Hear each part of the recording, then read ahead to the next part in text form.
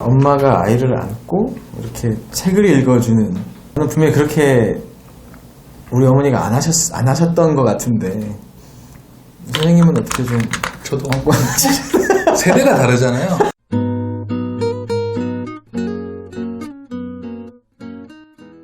안녕하세요. 교집합 스튜디오의 권태형 소장입니다. 오늘은 정말 반가운 분을 모셨습니다. 안녕하세요. 네, 안녕하세요. 네, 우리 콩나물쌤, 우리 전병규 선생님입니다. 인사 한마디 부탁드립니다. 안녕하세요. 콩나물쌤입니다. 20년 차 초등교사고요. 몇 건의 자녀 교육서 썼고 현재 유튜브 채널 콩나물쌤을 운영하고 있습니다. 네. 반갑습니다. 제가 영상으로 많이 뵀거든요. 근데 실물이 훨씬 좋으세요, 훨씬. 네, 혼자 촬영할 때는 사실 별로 신경 안 쓰고 네네. 그냥 편하게 하거든요. 그래서 네. 아무래도 불러주시고 하셔서 조금 단장을 하고 왔습니다. 머리도 손 좀 만지고. 네. 예. 늦상 이제 제가 궁금했던 게 하나 있는데, 네. 도대체 왜 콩나물쌤일까? 네. 사실은 뭐 약간 유추가 되면 뭔가 이제 쑥쑥 자란다? 뭐 이런 뜻일까라고 이제 궁금했었는데, 네. 왜 콩나물쌤이신가요? 어릴 때 외갓집에 콩나물을 길렀었는데요. 이렇게 물을 부어주면 물이 다 지나가요. 콩나물 밑으로. 그쵸, 그래서 콩나물이 물을 하나도 안 먹은 것 같은데 나중에 시간 지나서 보면 이게 콩나물이 쑥쑥 자라 있거든요. 그러니까 교육이라는 것이 특히 초등교육, 유초등교육은 그렇게 물을 그냥 지나가듯이 자연스럽게 해야 되는데 우리나라 교육은 아이를 조금 물에 빠뜨려 놓는 것 같아요.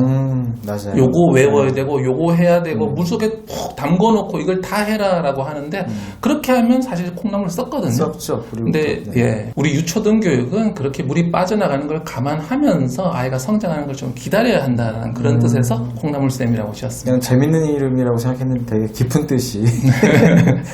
네, 자, 이번에 책을 내셨더라고요. 네. 문해력. 요즘 뭐 워낙 문해력이 핫한 지금 주제여서 네. 저희 교집합 스튜디오에서 문해력에 대한 이야기들을 또 많이 이렇게 말씀을 좀 드리고 있는데, 제가 이제 이 책을 보면서 좀 궁금했던 것들, 네. 이제 몇 가지를 한번 여쭤보려고 합니다. 부모 소득에 따라서 책 내용을 보면 부모 소득에 의한 교육 불평등. 네.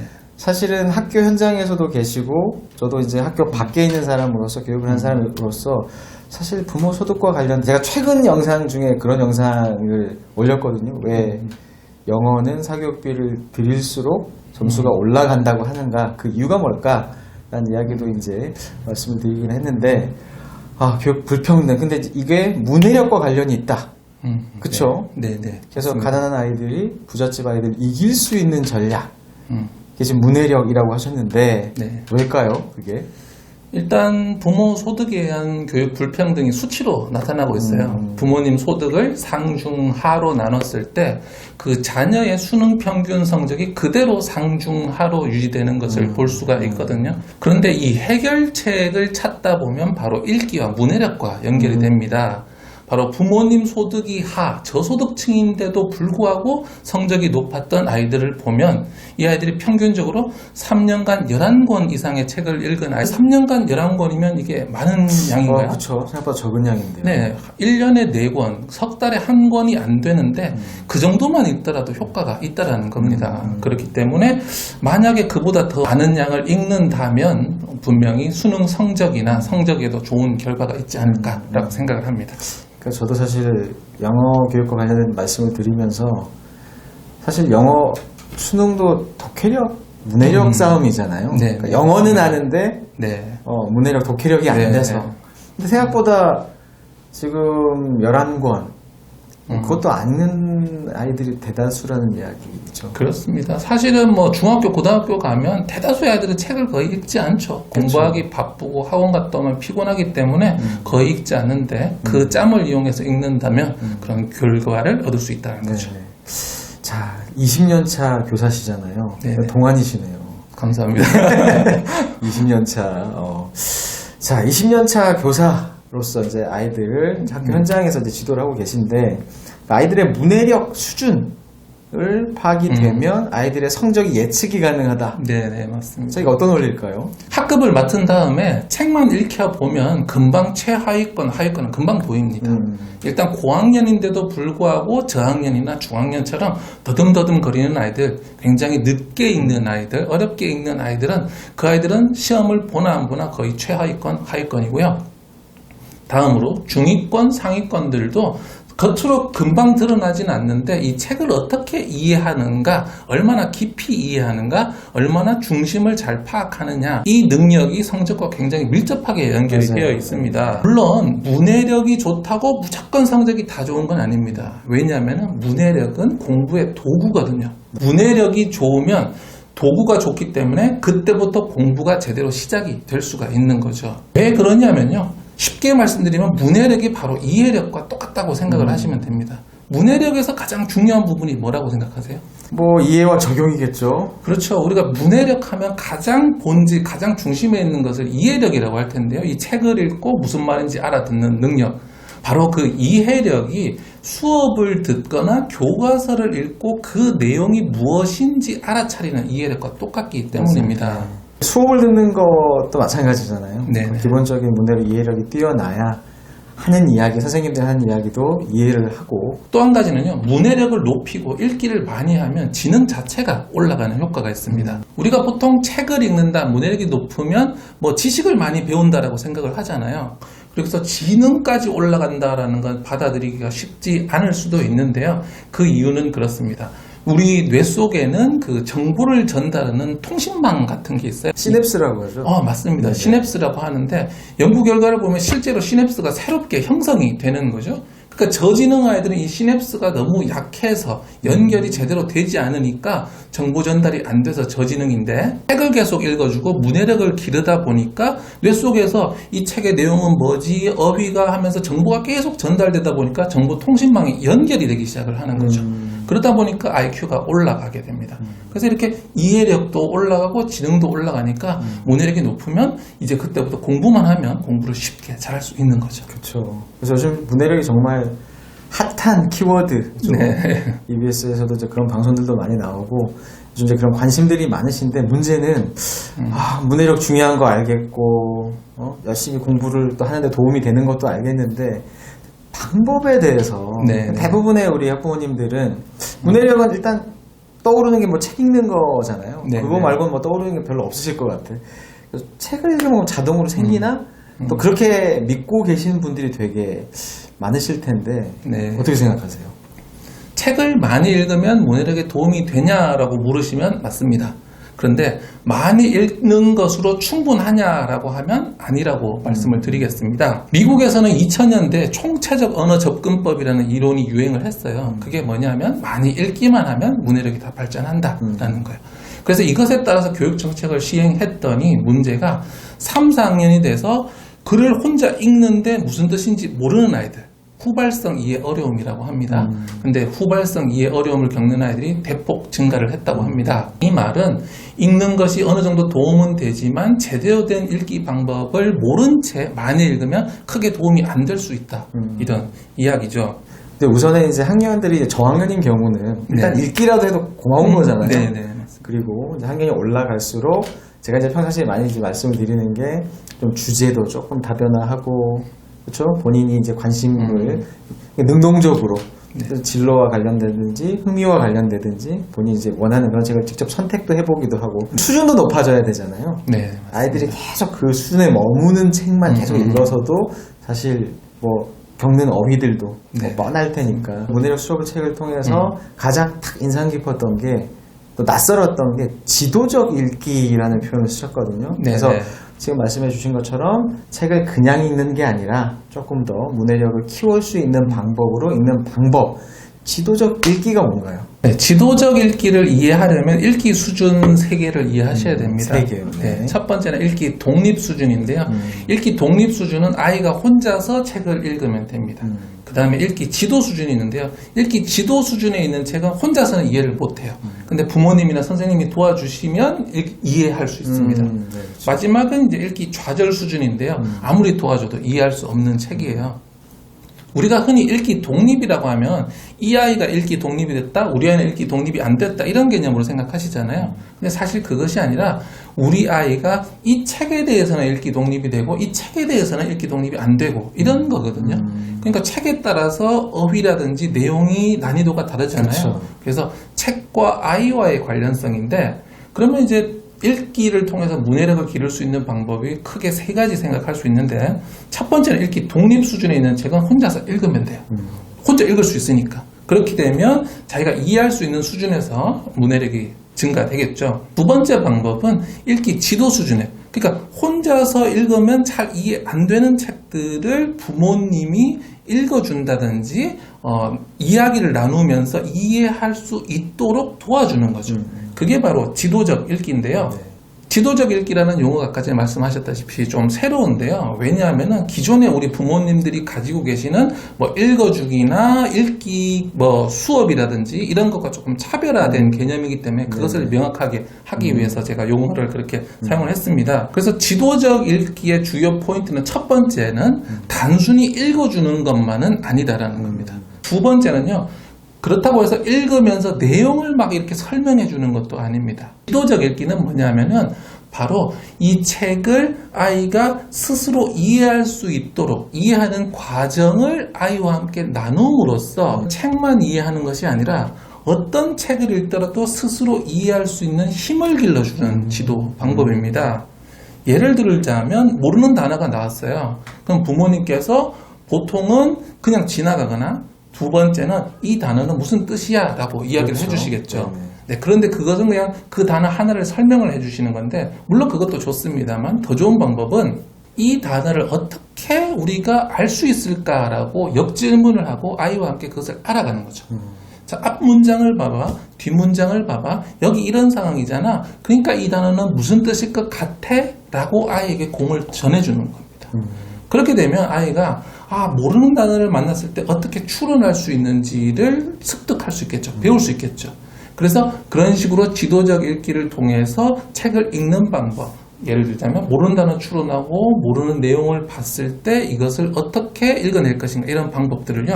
익히고 나면 한 권의 책이 아니라 어떤 책이든 다 읽어낼 수 있는 그런 힘이 길러지겠죠. 그렇다면 다른 방식으로 그냥 읽어주거나 설명을 해주는 읽어주기의 방식이 100% 효과라면 이것은 뭐 200%, 300%의 효과가 있다고 하겠습니다. 그래서 이런 지도적 읽기를 할 때는 3단계를 꼭 쓰셔야 됩니다. 3단계요? 예, 3단계가 첫 번째가 시범이고요. 두 번째가 연습, 세 번째가 피드백입니다. 피드백. 네. 그래서 제일 먼저 부모님 시범을 보여주셔야 돼요. 대부분. 엄마가 보니까 이 앞문장에는 이런 내용이 있네. 뒷문장에는 이런 내용이 있네. 지금 이런 상황이네. 그러니까 이런 뜻일 거라고 엄마는 생각되는데 라고 시범을 보여주는 거죠.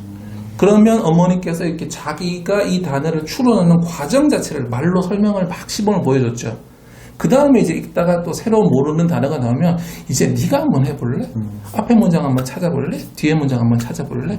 이렇게 해서 아이가 그 추론하는 것을 연습되는 거죠.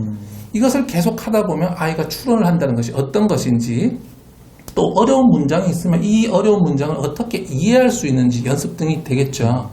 그리고 그 과정에서 부모님이 피드백을 해주는 겁니다. 그 추론도 뭐 어느 정도는 논리가 되지만 이런 지점을 보면 조금 이상한데 요거는 간과했네 라는 식으로 피드백을 주는 거예요. 그러면 아이가 추론하는 방법을 점점 섬세하게 다듬으면서 굉장히 책을 읽는 문해력이 길러질 수 있겠죠. 그냥 단순한 읽기, 단순한 피드백, 처음부터 뭔가 사실 대부분 시범에서 끝나잖아요. 네네네. 알려주고 네. 답답해하시고 아이의 적극성을 이끌어주는 그런 지도적 읽기. 자, 근데 또 이제 이런 또 고민들을 많이 하실 것 같아요. 되게 능동적으로 아이들이 참여해주면 좋지만 사실 또 현실적으로 많이 이렇게 고통스러워하시는 것 중에 네, 하나가 그런 적극성 이전에 책 자체를 책 자체를 읽으려 하지 않는다. 네. 아까도 사실 그 통계 말씀해 주셨지만 3년간 11권이면 네. 그것만 해도 효과가 있는데 대부분 아이들은 그 책도 안 읽는다는 거잖아요. 그렇죠? 네. 도대체 어떻게 하면 그렇죠? 사실 책을 되게 싫어하는 아이들이 많은데 도대체 어떻게 하면 아이들이 책 읽기를 시작할 수 있을까? 네. 네. 궁금합니다. 네, 그 읽기 교육에 굉장한 영향을 미친 분들만 올라가는 읽기 명예전당이라는 곳이 있어요. 여기 이제 메릴랜드 거슬리 교수님이 계신데 그분께서 읽기에는 핵심 동기가 또 3가지 있다라고 이야기를 하셨습니다. 첫 번째가 바로 흥미예요. 흥미를 어떻게 길러줄 수 있는가? 가장 중요한 것은 책에 대한 사랑을 좀 느끼는 게 중요한데요. 책을 사랑해라라고 한다고 해서 사랑하게 되지는 않아요. 절대 안 그렇죠. 그렇죠. 그럴수록 오히려 강요로 느끼잖아요. 맞아요. 사랑이라는 감정을 책을 읽을 때 자꾸 느낄 수 있게 해주는 게 중요한데 가장 좋은 것은 어릴 때 품에 안고 책을 읽어주는 겁니다. 사람의 뇌라는 게 정말 단순한 게 2개가 동시에 계속 일어나면 2개는 연결돼 있구나라고 생각을 하거든요. 어릴 때 침대에서 자꾸 안아주고 쓰다듬어주면서 책을 읽다 보면 아이가 책을 읽는 경험이 일어나는 그 순간에 부모님 사랑을 느끼게 되겠죠. 그렇죠. 엄마 품이 느껴지게. 네네. 그게 1번, 2번, 3번 하면 아까 전에 말씀드렸던 그 시냅스가 읽기하고 부모님 사랑을 동등한 걸로 생각을 합니다. 그러면 이 사이에 정보통신망이 연결이 되고요. 그 다음부터는 이제 읽기 시작하면 부모님 사랑이 은연중에 느껴지는 거예요. 들으면서 인상 깊은 게 우리 편하게 엄마가 아이를 안고 이렇게 책을 읽어주는 저는 분명히 그렇게 우리 어머니가 안 하셨던 것 같은데 선생님은 어떻게 좀 저도 안고 세대가 다르잖아요. 그때는 그렇게 해준 사람이 그러니까 없었으니까. 이게 그렇죠. 네. 요즘 아이들이 항변이 그거거든요. 네. 이거 옛날에는 안 했는데 네. 그래서 책이 이렇게 선뜻 태교는 어떻게 생각하세요, 그러면? 그러니까 어려서 태어나서 이제 이거는 이제 네. 의식이 있을 때고 네. 물론 뱃속에서도 의식이 있겠지만 네. 태교는 지금 촬영인가요? 네. 죄송합니다. 다시 한번. 그냥 대화인 줄 알고. 그냥 대화처럼 하시는데 선생님이 뱃속에 계실 때 제가요? 주셨나요? 저희 아이가 뱃속에 있을 때요? 아니요. 제가 뱃속에 있을 때 아닙니다. 뭐 저희 세대 때는 사실 책 읽어주는 부모님 없으셨죠. 네, 거의 네, 없으셨죠. 그쵸. 네. 그 다음에 2번째로는 재미가 확실히 중요합니다. 그렇죠. 네. 재미가. 네, 어떤 책이라도 재미가 있어야 우리가 계속 보잖아요. 그래서 이 부분은 뭐 많이들 아시겠지만 특히 문학을 좀 많이 읽는 것이 좋다라고 말씀드리고 싶어요. 사실은 정보책을 통해서 재미를 느끼는 것이 좀 쉽지가 않아요. 왜냐하면 정보에서 재미를 얻는 아이들은 그 정보를 자기가 조직할 줄 압니다. 이것은 공부법에 해당하는 건데 굉장히 정보를 체계적으로 조직해서 내 삶에 적용할 수 있는 뭐 굉장히 상위권 아이들만 그런 능력들을 좀 가지고 있거든요. 뭐 훈련을 통해서든. 네. 그렇기 때문에 대부분의 아이들은 그런 능력들이 없기 때문에 정보책에서 재미를 못 얻어요. 그래서 문학을 먼저 읽히시는 게 가장 좋을 것 같고요. 그다음에 책과 책을 좀 연결해서 같은 주제 책들, 아이가 만약에 재미있는 책이 있다 그러면 계속 관련된 책들을 추천하고 읽혀주시는 게 좋아요. 부모님들께서 그 좁은 독서를 제일 많이 두려워하시는 분들 많으시거든요. 저한테 오는 질문도 우리 애는 공룡책밖에 안 봐요. 우리 애는 자동차 책밖에 안 봐요. 라고 하는데 그거 굉장히 좋은 일입니다.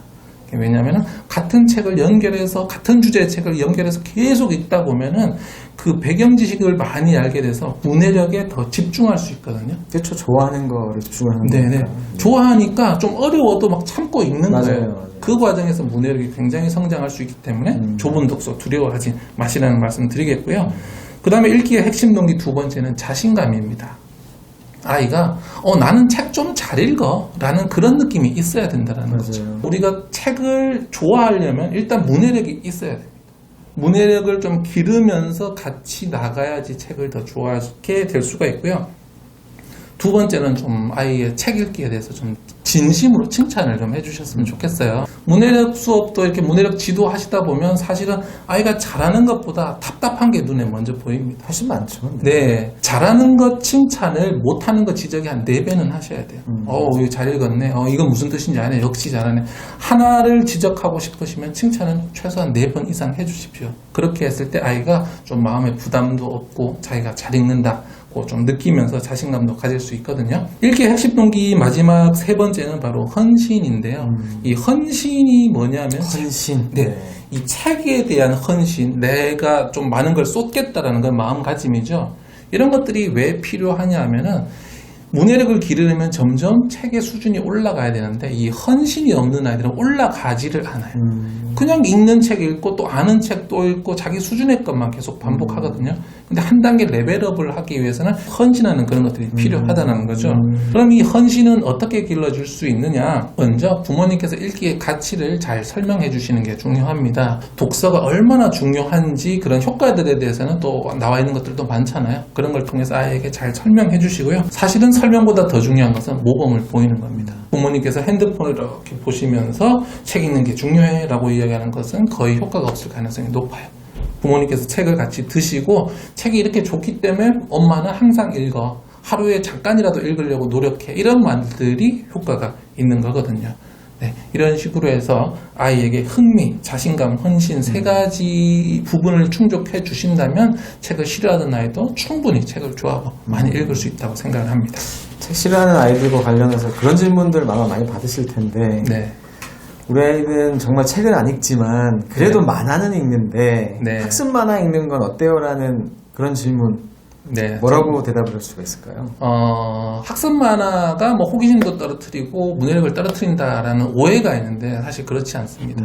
연구 결과에 학습 만화가 아닌 일반 만화도 문해력을 높인다는 연구 결과가 있거든요. 일반 줄글책 읽은 아이와 일반 만화책 읽은 아이들을 문해력을 비교했더니 거의 같은 정도로 성장하더라라는 연구 결과가 있습니다.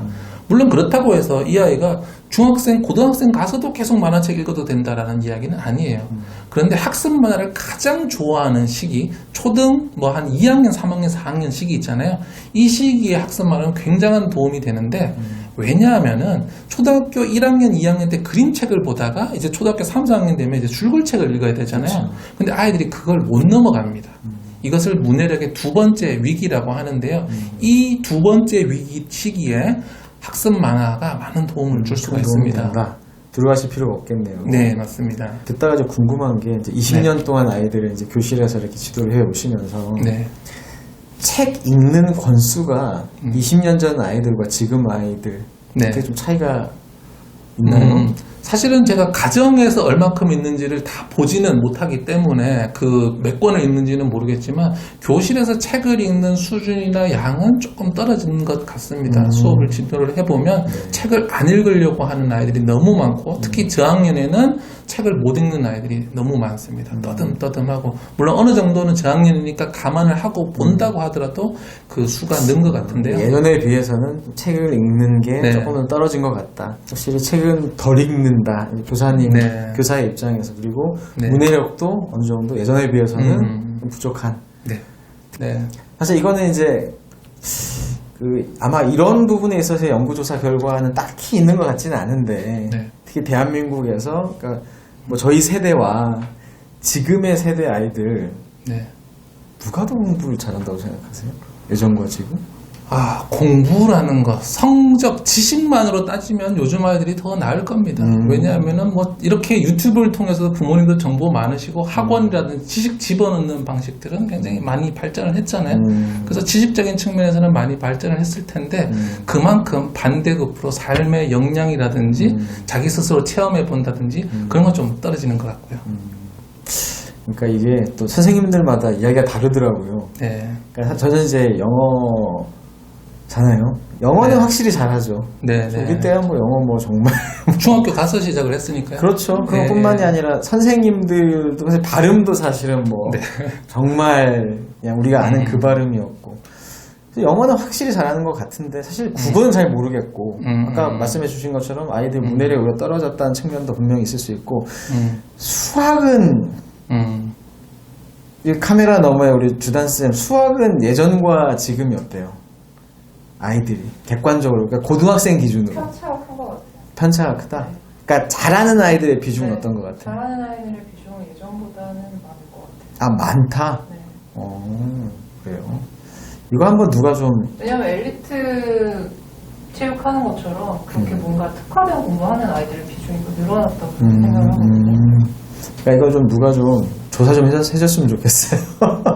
약간 본인의 어떤 그 이제 경험이나 차원에서 약간 생각들이 좀 달라서. 네.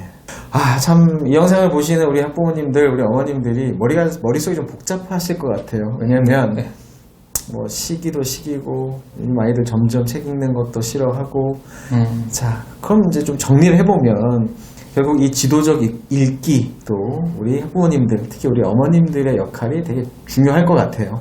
그럼 우리 어머님들, 우리 학부모님들의 역할, 우리 아이들 문해력을 잘 성장시키기 위한 역할을 좀 정리를 해주신다면 뭐가 있을까요?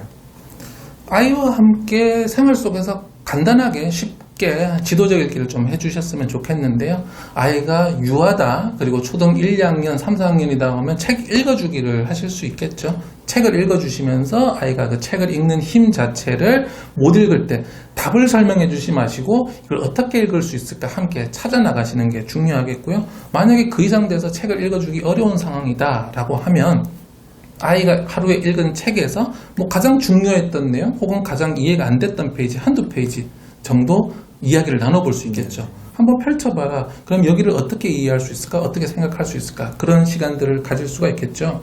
그래서 우리 아이의 문해력을 체크를 해주시는 게 중요한데 이 체크가 테스트의 형태가 되면 안 됩니다. 동등한 입장이 돼서 대화가 돼야 돼요. 그 책 재밌어? 엄마도 되게 재밌던데 한번 얘기해보자 라고 하면서 얘기하다 보면 아이가 상황을 아는 모르는을 알 수 있잖아요. 근데 그게 아니고 딱 해서 무슨 내용이야? 얘기해봐. 이렇게 가면 아이가 도망을 간다는 거죠. 네, 질린다는 겁니다. 그리고 두 번째는 부모님 스스로 책을 읽으시라는 거 앞에도 말씀드렸는데 또 한 번 강조를 드리고 싶어요. 가정의 인지 문화라는 건데요. 우리가 어디든지 문화가 있잖아요. 어떤 집에는 야구를 보고, 어떤 집에는 캠핑을 떠나고, 어떤 집에는 뭐 수영을 하고 다 다를 수 있죠. 근데 이 문화라는 것을 특히 인지적인 측면에서 어떤 문화를 그 가정이 가지고 있느냐가 아이의 지능과 성적에 너무 중요한데요. 그렇죠. 네, 인지 문화에서 가장 중요한 건 첫 번째 부모님이 책을 읽는 모습을 보여주는 것. 집에 책이 많은 것도 굉장히 중요합니다. 연구 결과에 의하면 가정에 책이 많다라는 사실만으로도 아이의 인지 능력이 뛰어나다고 하는데요. 책을 그렇게 많이 읽지 않았대요. 근데 집에 부모님 책만 많은 아이들이 그래도 인지 능력이 뛰어나다고 합니다. 아무래도 그런 책을 많이 읽었던 부모님의 영향이기도 하겠고요.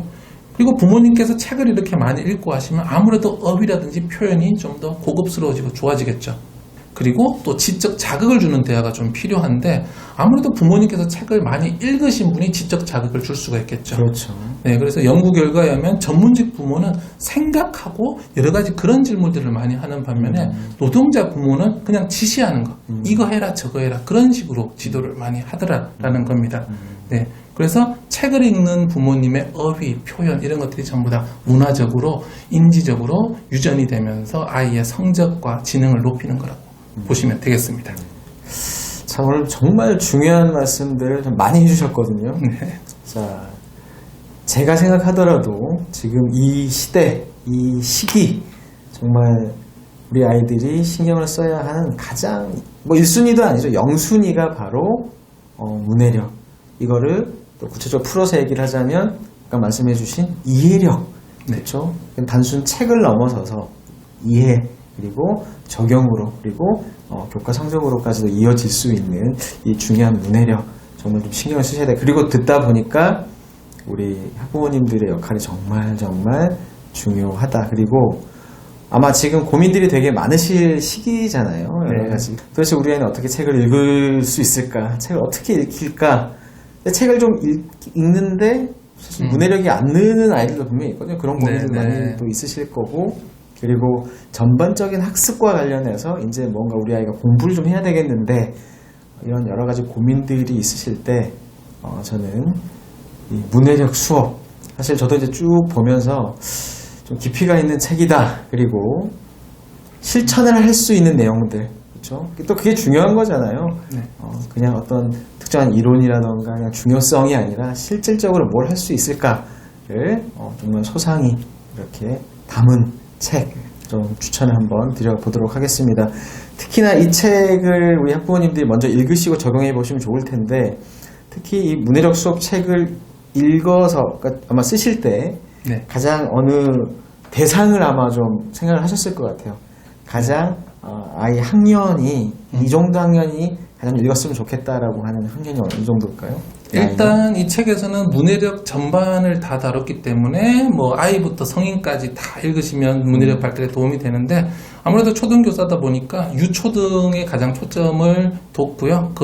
그렇게 읽으시면 될 것 같습니다. 네. 그래서 저는 보면서 이거 어른들한테도 좀 도움이 되겠다라는 생각을 했거든요. 또 책을 읽고 아까 모범이 필요하다. 네. 그런 지적 욕구가 있으신 우리 학부모님들도 읽어보셔도 그 자체로도 큰 의미가 있을 것 같습니다. 오늘 또 짧지 않은 시간 같이 이렇게 이야기도 나누고 저희도 좀 처음 뵙잖아요. 네. 종종 뵀으면 좋겠는데 네. 뭐 영상에서도 이렇게 뵙고는 있지만 아무튼 오늘 좋은 말씀 또 좋은 책을 또 이렇게 소개해 주셔서 너무 감사하고요. 자, 마지막으로 인사 한마디 부탁드리겠습니다. 무슨 일을 하든지 간에 그 근본, 밑바탕이 중요한 것 같아요. 1층, 아래가 준비가 되어 있지 않은 상태에서는 위에는 아무리 쌓아봐도 공든탑이 아니라 공을 안 들인 탑이 될 수밖에 없겠죠. 그래서 항상 뭐가 더 중요한가를 생각을 하시고 그것부터 우선 하셔야 되는데, 공부라는 것은 결국 문해력이라는 도구를 가지고 행하는 행위거든요.